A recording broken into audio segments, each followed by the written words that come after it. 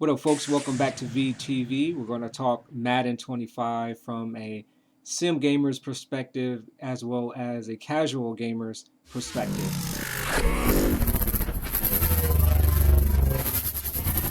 We're going to talk about a number of things. We're going to look at DeMarco Murray and keep an eye on Jason Witten because this has been in the game or in the franchise for years now. You get near that edge where you have an offensive tackle, or in this case, a tight end.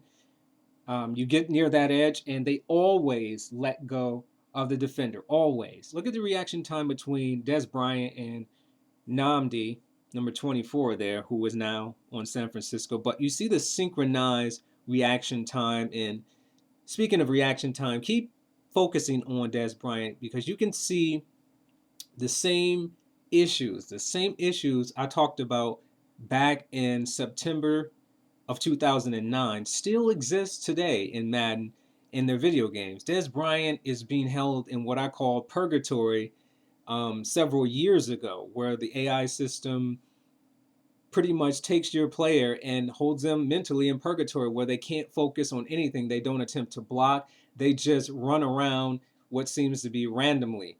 There's no need to double team him when Ray Lewis is just standing there about to make a play. So watch what he does. Here's Woody. However, he's been dumbed down and he doesn't recognize anything, and he just stands there and he's like, "Oh, who do I block? Oh, who do I block? Oh, shit, who do I block, man? Hey, 65. Who do I block? I don't know. So he does the 360. He represents 360. Look at this.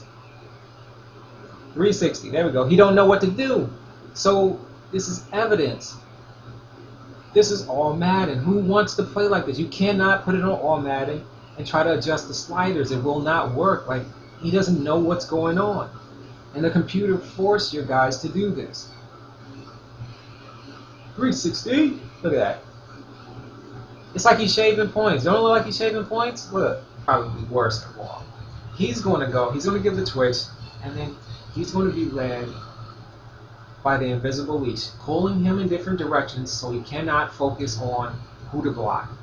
Now, then he falls on the ground. I mean, come on. Professional offensive lineman. You can see he has no intention whatsoever of affecting the real world. He incidentally bumps into Namdi, and Namdi will fall, but Des Bryant will somehow maintain his balance. Again, we want to question the physics here. How is it possible that he can do this?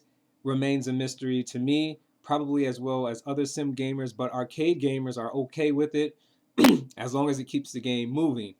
Now, let's talk about something else I talked about back in 2009, and that is player fusion. I have one question. What are we going to do about this? It is the year 2010. This has been happening for some time now. This isn't fingers, this isn't toes, this isn't a hand or a foot. This is almost the complete physical body. Going directly through another man's body. I'm going to tell you right now, I'm starting this juke move to the left. Nick Barnett is going to get into position in front of me and stop me for a loss before I finish this juke move. As you can see, I'm on my toes. I'm almost in the air. Nick Barnett is going to get in front of me to stop me because it's on all Marvel, and by any means necessary, the computer has to stop me. How is he going to get through these or past these two guys? He's going to go through them. Watch this. AJ Hawk is going to fall for the juke. And watch Nick Barnett. Motion shift through everybody. Tackle for a loss. Skynet is initiated. No. Yes. He motion shifted through 3 people. Let's see that again. Motion shift through everybody. Resistance is futile. You are tackled for a loss. Yep. And they do the Dragon Ball fusion. Yes. Back, although it's blurred back there, he's looking back at the quarterback. And he's got his hands up as if he's attempting to catch the football. You know, the football is to his left, but he's bound to this animation, which is a tragedy. But he will catch this football. And also, what you don't see here is the football is inside of the defensive back. Yes, it's inside of the defensive back, and it's a tragedy because they say if you can't beat them, join them. Um, you can't go through them, go around them. But what if you can go through them? What if you can go through them? No one can say that these same problems, these same issues that has plagued the franchise, gamers have been complaining about for years on forums, any type of social media outlet. We've been complaining about this stuff for years. These issues are still here. Why is it acceptable? Why is it that not many people are talking about these issues and bringing them up and holding these people accountable for making this same product and reselling it to us every year at $65? Why is that still being allowed to go on? Well, probably because arcade gamers outnumber the simulation gamers, and many of the arcade gamers don't care about stuff like this. As long as the Eagles are wearing their new uniforms, we have the Cowboys throwback uniform, and the new Cowboys stadium is in the game. To them, that's enough, and they don't want to be concerned about all this other stuff. But does that mean that all this other stuff is not important?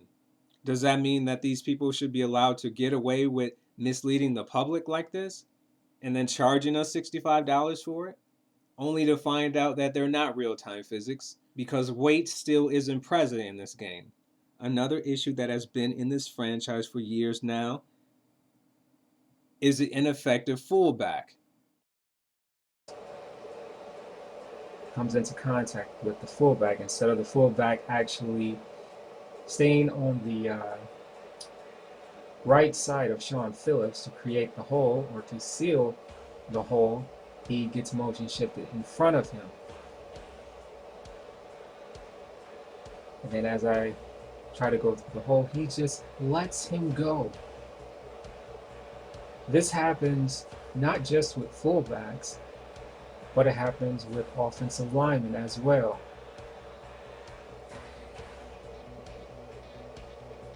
He blocks him for maybe, I give him a second, and then he just lets him go. Instead of pushing him to the outside, he'll just let him go. And they do this all the time in this game, especially on the top two difficulty settings. They'll just block them for a brief second, and that's it. Now I understand that Sean Phillips can turn around, but the fullback should continue to block him until I am past him.